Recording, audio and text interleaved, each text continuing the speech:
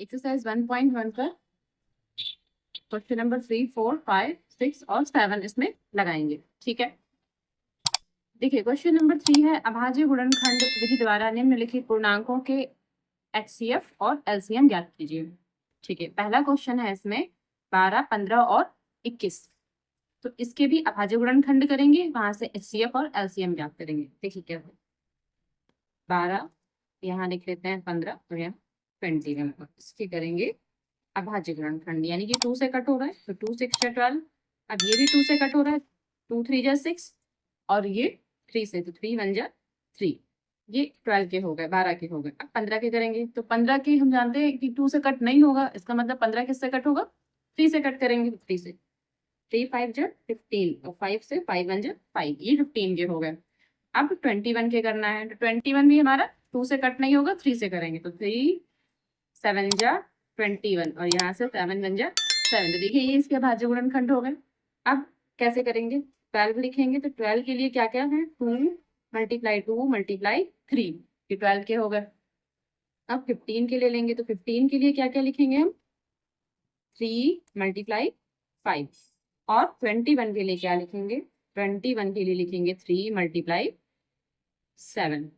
ठीक है, अब हमें क्या निकालना था, हमें एचसीएफ और एलसीएम दोनों निकालना था। चलिए सबसे पहले निकालते हैं एचसीएफ।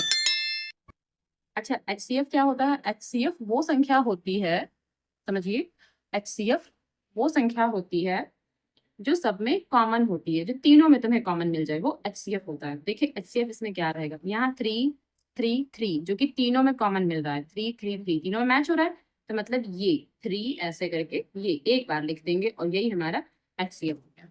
ठीक है, बस ये हमारा आंसर आ गया, एचसीएफ हो गया। अब हमें निकालना है एलसीएम। देखिए एलसीएम कैसे करेंगे, लिखेंगे एलसीएम।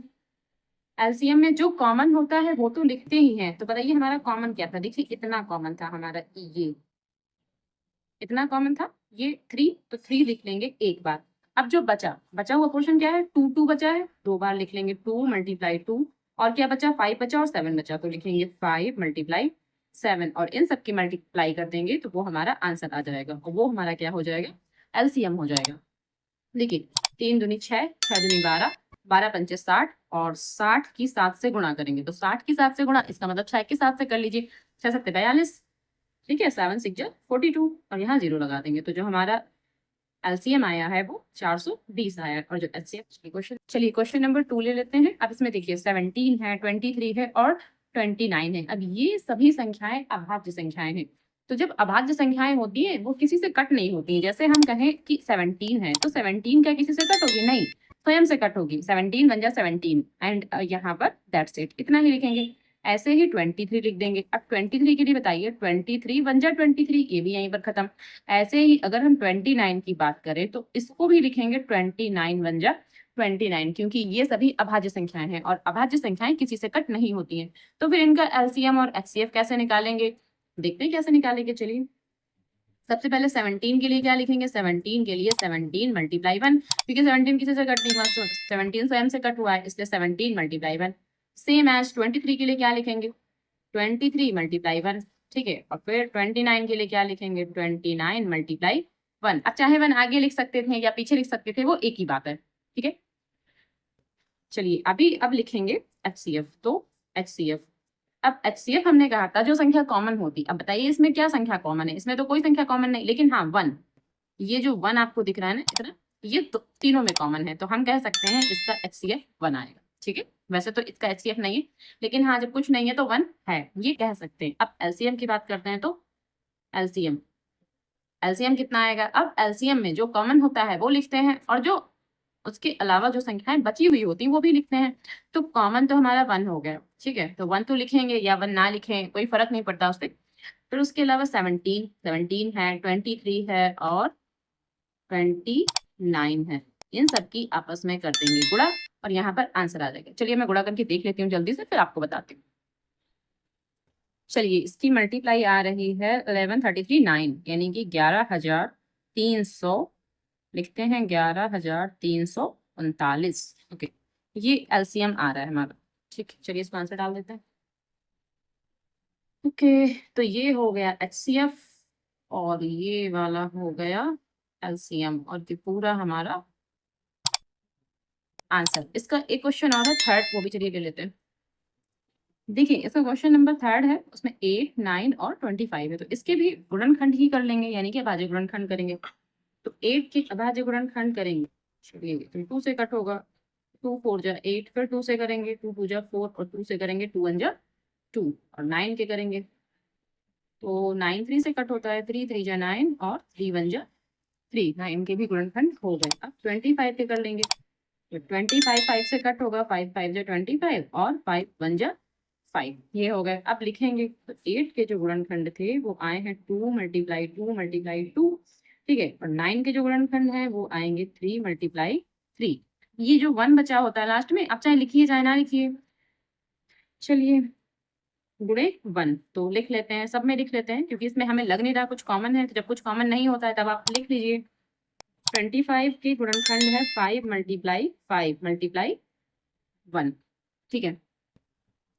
चलिए अब बताइए इसमें HCF क्या है, तो HCF है 1, क्योंकि कुछ कॉमन हमें मिला ही नहीं, कुछ मैचिंग पॉइंट हमें मिला ही नहीं जो मैच होता हो। देखिए 1 ही है जो कॉमन है, तो इसलिए जो HCF हो जाएगा वो 1 हो जाएगा। अच्छा LCM क्या होगा, LCM एक तो जो कॉमन है, यानी कि 1 ये इतना कॉमन है, तो 1 तो हमारा लिखा ही जाएगा, उसके अलावा और क्या लिखेंगे, 2 मल्टीप्लाई 2 मल्टीप्लाई 2, यानी कि 2 मल्टीप्लाई 2 मल्टीप्लाई 2 और 3 मल्टीप्लाई 3, 3 मल्टीप्लाई 3 और 5 मल्टीप्लाई 5।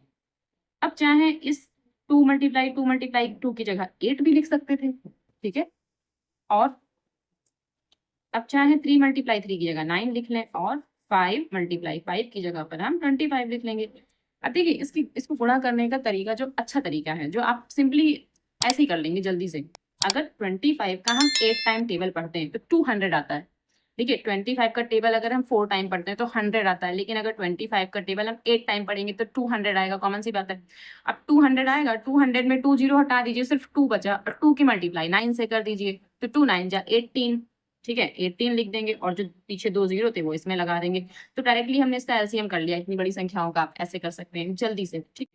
अच्छा एक चीज और आप ये पूछना चाह रहे होंगे कि हमने इस वाले क्वेश्चन में, यहाँ पर देखिए इस वाले क्वेश्चन में 1 क्यों नहीं माना, चलिए 1 मान भी लेते हैं, तो इससे कोई फर्क नहीं पड़ेगा। देखिए हमने सब में 1 मान लिया, ठीक है। अब बताइए इससे क्या क्या ही फर्क पड़ेगा, कोई फर्क नहीं पड़ेगा। अगर हम HCF में यहाँ मल्टीप्लाई 1 कर देते हैं तो हमारा HCF तो 3 ही आएगा ना, क्योंकि जो कॉमन होता है हमें वो लेना होता है। अब कॉमन इसमें 3 3 3 है तो 3 ले लेंगे, 1 1 1 है तो 1 भी लेंगे कॉमन, ठीक है। तो 3 मल्टीप्लाई 1 फिर से 3 आ जाएगा, तो हमें इससे कोई फर्क नहीं पड़ेगा। जिसमें कॉमन नहीं मिलता आप उसमें 1 ले लीजिए, क्योंकि 1 कॉमन होता है। अगर किसी में नहीं होता है कुछ भी कॉमन तो 1 मान लेते हैं उसमें, ठीक है। आई होप आपको समझ में आ गया होगा। अच्छा एक काम आप और कीजिए, क्या कि मैं जो कुछ आपको ये बताती हूँ समझाती हूँ, आप उसके नोट्स बना लीजिए। देखिएगा आपका जो 10th का एग्जाम है बहुत अच्छा जाएगा अगर आप नोट्स बनाते चलेंगे मेरे साथ। चलिए क्वेश्चन नंबर 4 लेते हैं। क्वेश्चन नंबर 4, HCF 306 और 657 का 9 दे रखा है, तो एलसीएम हमें ज्ञात करना है इन्हीं दोनों संख्याओं का। यानी कहने का मतलब ये है कि ये दो संख्याएं हैं और इन दो संख्याओं का जो HCF दिया है वो 9 दिया है, और एलसीएम हमें ज्ञात करनी है, ठीक है। तो लिखेंगे सबसे पहले क्या लिखेंगे, HCF क्या दे रखा है, तो HCF दिया है 9, ठीक है, और एलसीएम तो हमें ज्ञात ही करना है, तो एलसीएम को क्वेश्चन मार्क कर लेते हैं। अब HCF हो गया, एलसीएम हो गया, संख्याएं संख्याएं भी लिख लेते हैं। संख्याएं कौन कौन सी हैं, 2 संख्याएं दे रखी हैं वो भी लिख लेंगे। संख्याएं लिखना था, ओके ए बना लीजिए। संख्याएं ये मैं काट के दोबारा लिखे दे रही हूँ, संख्याएं ऐसे संख्याएं लिखना था, ठीक है। संख्याएं कौन कौन सी हैं देखिए, हमारे पास है 306 और 657। अब आप जानते हैं फार्मूला इसमें मैं पीछे भी लगवा चुकी हूँ, उसमें क्या होता है कि दो संख्याओं का जो गुणनफल होता है वो एलसीएम गुणे HCF के बराबर होता है, तो बस वही लिखेंगे। तो लिखेंगे एलसीएम गुणे HCF बराबर दो संख्याओं का गुणनफल, दो संख्याओं का गुणनफल, ये लिखेंगे हम यहाँ पर। अब देखिए एलसीएम तो हमें फाइंड आउट करना है, तो एलसीएम की जगह एलसीएम ही लिखा रहने दो, और HCF की जगह 9 लिख लो, क्योंकि इसका जो HCF है इन दो संख्याओं का वो 9 दे रखा है, और दो संख्याओं का गुणनफल। अब दो संख्याएं इसमें कौन कौन सी हैं, 306 और 657, ठीक है। चलिए एलसीएम बराबर 306 मल्टीप्लाई 657 अपॉन 9। ये जो 9 है ये बट्टे में आ जाएगा। अब इसको आप दो तरीके से सॉल्व कर सकते थे। कैसे आप सॉल्व कर सकते थे? दो तरीके से। एक तो आप ये करें कि इन दोनों की पहले आप गुणा कर लीजिए, ठीक है, फिर 9 से भाग कर दीजिए। देखिए मैं ये आपको करके दिखाती हूँ रफली। देखिए 306 मल्टीप्लाई 657 अपॉन 9। तो मैंने कहा था पहले आप इन दोनों की मल्टीप्लाई कर लीजिए और यहाँ लिख लीजिए, फिर 9 से डिवाइड कर दीजिए। तो देखिए इनकी मल्टीप्लाई करते हैं, देखिए कितना आता है। 306 मल्टीप्लाई 657 ये करना है। तो 7 का पहले 6 में 7 6 42, 2 यहाँ लिखेंगे, 4 कैरी 0 में जाएगा तो 4 हो जाएगा, और 7 3 21, ठीक है, 7 3 21। अच्छा 5 का करेंगे तो 5 6 30, यानी कि 5 6 30, और 5 3 15, ऐसे भी कर सकते हैं, ठीक। खिचरंग 36 ऐसे ले लेंगे, और 6 3 18, इसको जोड़ेंगे 2 4, 6 3 9 1 10 0, हासिल 1, 5 2 7 3 10 11 का 1, हासिल 1, 8 1 9 1 10 10 का 0, हासिल 1, और वो यहाँ 2। कुल मिला के हमारा क्या आ रहा है? देखिए 2 0 1 0 4 2। एक तो आपने इनकी गुणा की, ठीक है, इनकी गुणा की, तो क्या आया हमारा? इतना आया। अब इसको आप भाग कीजिए, तो 9 से भाग कर लेंगे, या फिर आप कट कीजिए। चलिए जैसा आपको इजी लगता है। आप हम यहाँ पर 9 से भाग ही कर लेंगे, तो 9 बन जाए 9, यहाँ सॉरी 9 2 जा 18, 2 टाइम जा रहा था ये, ठीक है। अब यहाँ बचेंगे 2, ये 1, ये फिर से 9 2 जा 18 आ जाएगा, यहाँ पर ये बचेंगे 3, यहाँ 0 लगा देंगे, ठीक। अब यहाँ पर क्या है? 9 3 जा, देखिए यहाँ पर क्या आएगा 9 का, और 30 में जब करेंगे तो 9 3 जा 27। अब यहाँ 3 बचेगा, यहाँ 4 उतार लेंगे, ठीक है। तो 9 3 जा 27, 9 4 जा 36 ज्यादा हो रहा है, तो 9 3 जा 27 फिर से ले लेंगे। अब यहाँ 14 में 7 गया, 7 बचेगा, और ये 2, 9 9 जा 81 होता है, 9 8 जा 72, 8 टाइम जा रहा है, ठीक है, 9 8 जा 72। तो ये हमारा पूरा डिवाइड है। तो आप चाहें तो इसका आंसर ऐसे भी कर सकते हैं, लेकिन हम क्या करेंगे, हम इतनी बड़ी गुणा भाग नहीं करना चाहते। हम चाहते हैं ये जो 3 3 अंक वाली गुणा भाग हुई है, हम चाहते हैं कि जो ये 3 3 अंक वाली गुणा भाग हुई है ये ना हो, ठीक है। हम इसको थोड़ा शॉर्ट में अगर करना चाहते हैं तो कैसे? देखिए कैसे करेंगे। 306 मल्टीप्लाई 657 अपॉन 9। तो हम कोशिश ये करेंगे कि 9 से कोई एक संख्या कट हो जाए, और कोशिश ये रहेगी कि 0 वाली संख्या ना कट हो, ये इस तरफ वाली संख्या कट हो जाए, ठीक है। तो 9 बन जा 9, 9 7 जा 63। अब यहाँ से बचेंगे कितने? 2 बचेंगे, क्योंकि 65 है, हमने 63 लिया है, तो 2 बचेंगे, 2 यहाँ मान लेंगे 27। तो 9 3 जा 27। अब क्या करेंगे? अब 73 का मल्टीप्लाई इसमें कर लेंगे। चलिए मल्टीप्लाई भी कर लेते हैं, मल्टीप्लाई 73, ठीक है। कैसे? 3 छाक 3 छाक 18, यानी कि 3 6 जा 18, और यहाँ 3 3 9, 3 3 जा 9, ठीक है।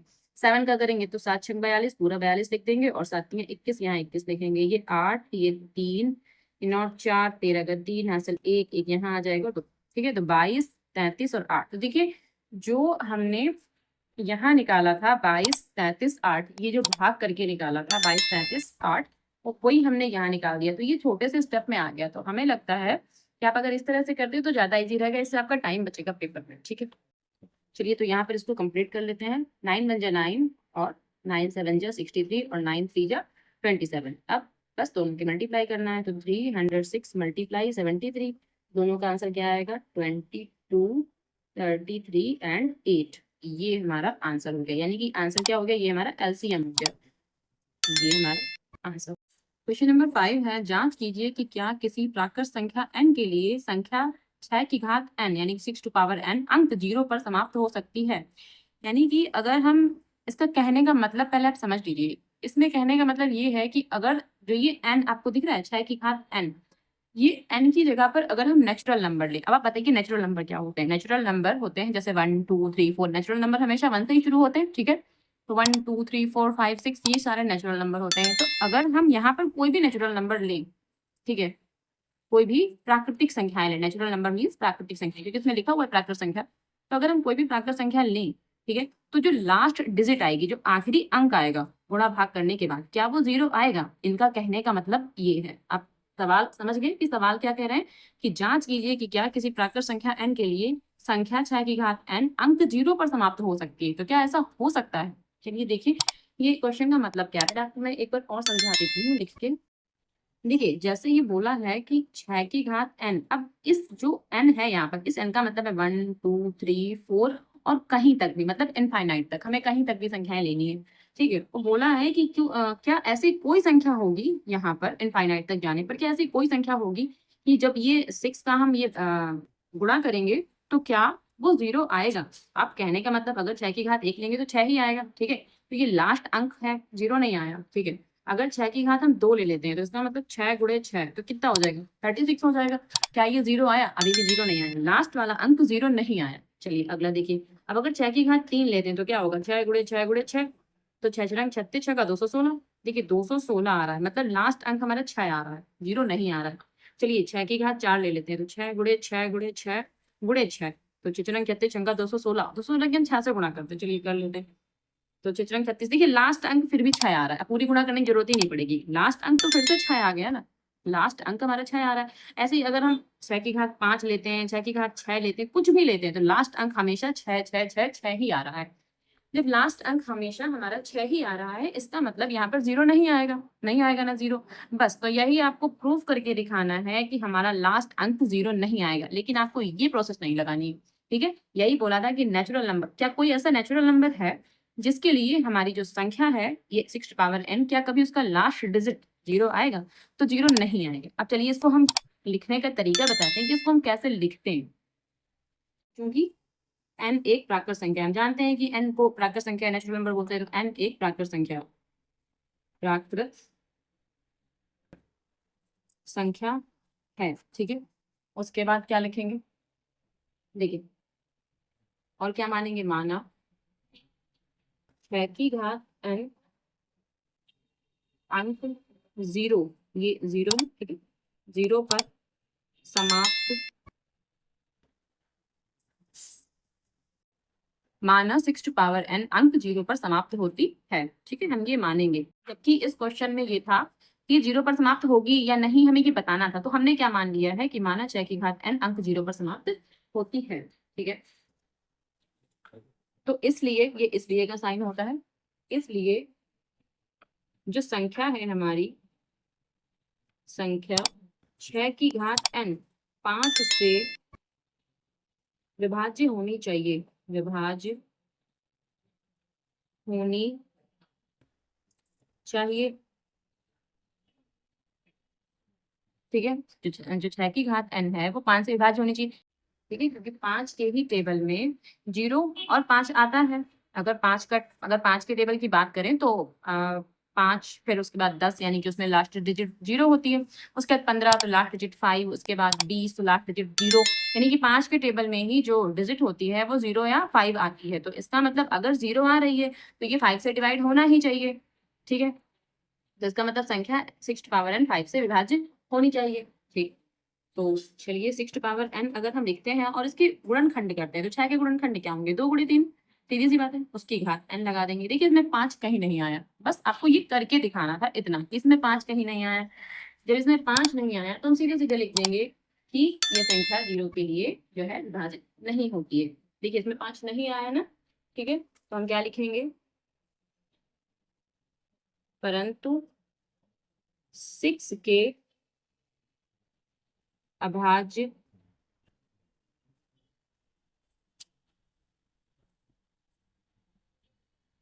गुणनखंडों में 5 नहीं है। देखिए इसमें 5 नहीं है, तो ये बात हम लिख देंगे कि 6 के अभाज्य गुणनखंडों में 5 नहीं है, 5 शामिल नहीं हुआ है। ठीक है, अतः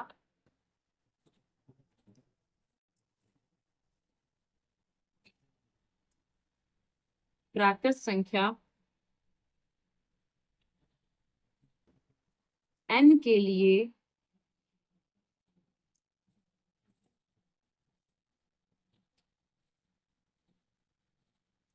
संख्या 6n अंक 0 पर समाप्त नहीं होगी। ठीक है, ये हमको लिखना था और ये इसका एक्सप्लेनेशन हो गया। ठीक है, क्वेश्चन नंबर 6 ले लेते हैं। क्वेश्चन नंबर 6 है, व्याख्या कीजिए कि 7 मल्टीप्लाई 11 मल्टीप्लाई 13 प्लस 13 और 7 multiply 6 multiply 5 multiply 4 multiply 3 multiply 2 multiply 1 plus 5 भाज्य संख्याएं क्यों हैं। हमें इसका एक्सप्लेनेशन देना है कि ये भाज्य संख्याएं क्यों हैं। चलिए, अच्छा, भाज्य संख्याएं आप जानते होंगे, भाज्य और अभाज्य संख्याएं क्या होती हैं। अभाज्य संख्याएं वो होती हैं जिसके गुणनखंड वह संख्या स्वयं और 1 होते हैं, वो अभाज्य संख्याएं होती हैं। लेकिन भाज्य संख्याएं क्या होती हैं, जिसमें जिसके गुणनखंड वह संख्या 1 और उसके अलावा और भी संख्याएं होती हैं, ठीक है, उनको भाज्य संख्याएं कहते हैं। चलिए, तो इसको कैसे लिखेंगे। इसको लिखेंगे सबसे पहले कि भाज्य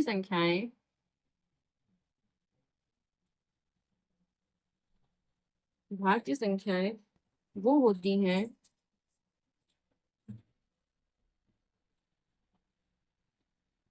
जिसके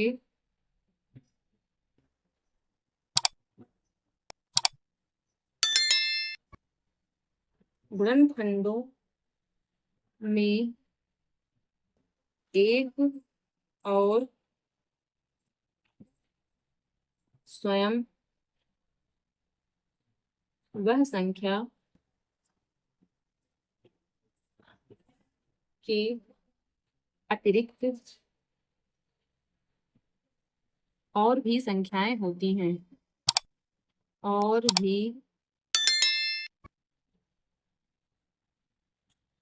संख्याएं होती हैं, ठीक है, भाज्य संख्याएं वह होती हैं। अब आपको एग्जाम्पल हम दे सकते हैं एक अलग कॉपी पे। यहाँ देखिए, अगर हम 5 की बात करें तो 5 गुणे 1, तो यह एक अभाज्य संख्या है। क्यों अभाज्य संख्या है, क्योंकि इसके गुणनखंड में 5 और 1 बस दो ही संख्याएं हैं। लेकिन अगर हम 8 की बात करें तो 8 में 1 तो होगा ही, 8 भी होगा, लेकिन इसके और भी तो गुणनखंड होगा, जैसे कि 2, जैसे कि 4, ठीक है। तो ये 2 गुणे 2, ये और भी तो इसके फैक्टर हो सकते हैं। 4 4 से भी ये कट होता है, 2 से भी कट होता है, 8 से भी होता है, 1 से भी होता है। तो ये भाज्य संख्या है। समझ में आ रहा है भाज्य और अभाज्य संख्याएं क्या होती है। तो जिसमें एक और वह संख्या, जैसे अब मान लो 13 ले लिया हमने, 13 13 के लिए 1 और 13, तो जिसमें वह संख्या के अलावा अगर और भी संख्याएं कोई हैं, जैसे मान लो यहाँ पर अगर 2 है, 7 है, अगर और भी संख्याएं हैं तो यह भाज्य संख्या कहलाती है, ठीक है। अब देखिए इसको कैसे हल करेंगे, इसको सोल्यूशन देखिए। देखिए, सबसे पहले 7 मल्टीप्लाई 11 मल्टीप्लाई 13 प्लस 13, देखिए यहाँ पर तो प्लस है, ठीक है। तो इसके आगे गुणे में 1 मान लेंगे, मल्टीप्लाई लगा के यहाँ पर हम 1 मान लेंगे। अब यहाँ से और यहाँ से 13 को कॉमन ले लेंगे। 13 यहाँ भी था, 13 यहाँ भी था, तो बाहर चला गया, मल्टीप्लाई का निशान लगा लिया। यहाँ क्या बचा, 7 और 11, 7 मल्टीप्लाई 11 प्लस लगा दिया, क्योंकि 13 तो ये बाहर चला गया, प्लस लगा दिया। ये 13 भी बाहर, क्योंकि जो 13 13 था वो एक बार बाहर लिख दिया, दोनों यहाँ से हट गए। अब ये 1 बचा। अब क्या करेंगे, 13 मल्टीप्लाई, अब ये 7 और 11 की जब मल्टीप्लाई करेंगे तो कितना आ जाएगा, 77। उसमें 1 जोड़ देंगे तो कितना आ जाएगा, 78। यह संख्या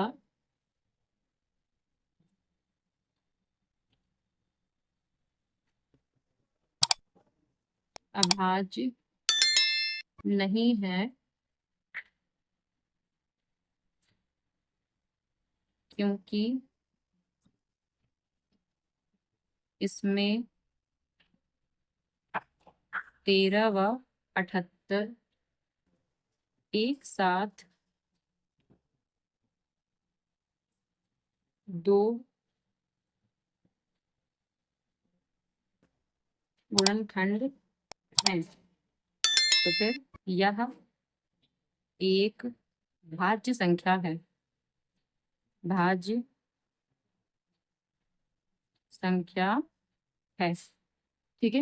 इसका एक पार्ट तो ये हो गया। अब इसका सेकंड पार्ट है, उसमें ये लिखा हुआ है 7 multiply 6 multiply 5 multiply 4 multiply 3 multiply 2, ये भी आपको करके दिखाते हैं।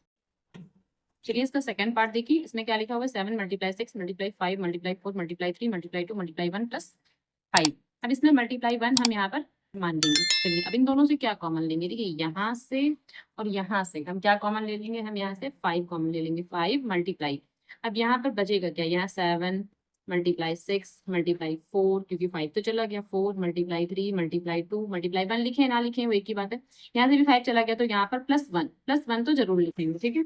मल्टीप्लाई 1 यहाँ पर आप लिख भी सकते हैं। चलिए, 5 मल्टीप्लाई, अब इन सब की गुणा करेंगे। तो देखिए गुणा करते हैं, 6 सत्ते 42 और यहाँ 42 हो गए। अब यहाँ देखिए 3 दूनी 6 और 6 की 4 से गुणा करेंगे, 6 चौके 24, तो 42 और 24 की गुणा कर लेते हैं। 1 मिनट, इन सब की गुणा आ रही है 1008, 1008 प्लस 1। तो यहाँ क्या लिखेंगे, 5 मल्टीप्लाई 1009, ये 8 में एक जोड़ा 9 हो गया, ये हो गया मेरा। तो बताइए यह भी एक अभाज्य संख्या नहीं है, ठीक है, ये भी एक अभाज्य संख्या नहीं, तो इसमें लिख देंगे कि यह संख्या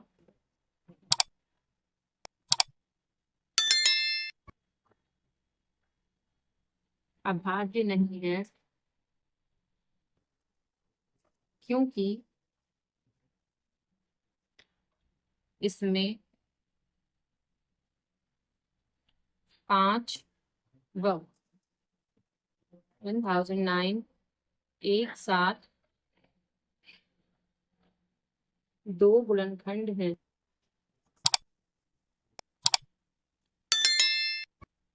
ठीक है, अतः संख्या, कौन सी संख्या, चाहे पूरी संख्या लिख दीजिए, 7 multiply 6 multiply 5 multiply 4 multiply 3 multiply 2 multiply 1 plus 5 एक भाज्य संख्या है, एक भाज्य संख्या है, चाहे ऐसे भी लिख सकते हैं। चलिए ये भी हमारा आंसर इसका हो गया। एक्सप्लेनेशन जो इन्होंने पूछा था वो एक्सप्लेनेशन इसका हो गया। एक लास्ट सवाल इसका, क्वेश्चन नंबर 7 और ले लेते हैं। देखिए क्वेश्चन नंबर 7 है, किसी खेल के मैदान के चारों ओर एक वृत्ताकार पथ है, ठीक है, वृत्ताकार पथ है। इस मैदान का एक चक्कर लगाने में सोनिया को 18 मिनट लगते हैं, जबकि इसी मैदान का एक चक्कर लगाने में रवि को 12 मिनट लगते हैं।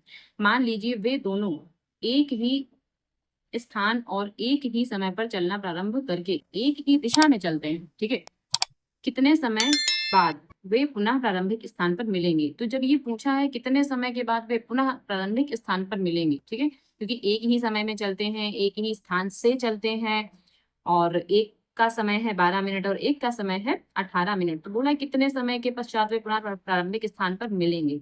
तो इसका हमें नॉर्मली क्या निकालना है, एलसीएम ही निकालना है। तो चलिए क्या लिखेंगे, 18 व 12 का एलसीएम कैसे निकालेंगे। देखिए सबसे पहले 18 के गुणनखंड करेंगे, तो 18 के गुणनखंड क्या हो जाएंगे, 2 से कट करेंगे 9 आ जाएगा, फिर 2 से कट, 2 से नहीं होगा, सॉरी 3 से कट होगा, ये तो 3 3 जा 9 हो जाएगा यहाँ पर, फिर 3 1 जा 3 हो जाएगा। ऐसे ही 12 से 12 को कट करेंगे, 2 से करेंगे 6 आ जाएगा, फिर 2 से करेंगे तो 3 आ जाएगा। अब ये 3 से कट होगा, 3 1 जा 3, तो 18 और 12 के गुणनखंड हमें मिल गए। तो यहाँ पर लिखेंगे 18 के लिए क्या लिखेंगे, 2 गुणे 3 गुणे 3, और 12 के लिए क्या लिखेंगे, 2 गुणे 2 गुणे 3 आप ये लिखेंगे। देखिए एलसीएम वो होता है जो जो मैच करता है और उसके अलावा और जो चीजें होती है, जैसे मैचिंग पॉइंट 2 है, यहाँ पर भी 2 3 है, तो 2 मल्टीप्लाई 3, और क्या बचा, ये 2 बचा, ये 3 बचा, तो 3 मल्टीप्लाई 2, तो इसकी गुणा कर लेंगे, कितना आ जाएगा, 2 3 6 और 6 3 18, 18 दूनी 36। ठीक है, इसका मतलब है कि वे पुनः प्रारंभिक स्थान पर कितने समय के बाद मिलेंगे। तो आप क्या लिखेंगे कि रवि और सोनिया प्रारंभिक स्थान पर पुनः 36 मिनट के बाद मिलेंगे। चलिए इसको लिख लेते हैं। तो लिखेंगे रवि और सोनिया पुनः प्रारंभिक स्थान पर 36 मिनट के बाद मिलेंगे, और ये हमारा आंसर हो जाएगा। इसको आंसर डाल देंगे।